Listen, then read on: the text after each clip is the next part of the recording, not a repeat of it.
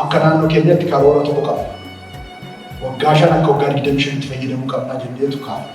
Komishinii Turizimii Oromiyaa waggaa 2 keessatti akka dhaabbata waggaa 20 turetti hojjechaa kan jiru. Carraa kanaan maqaa kootiif maqaa mootummaa naannoo Oromiyaatiin Komishinara Lalisee Dhugaa,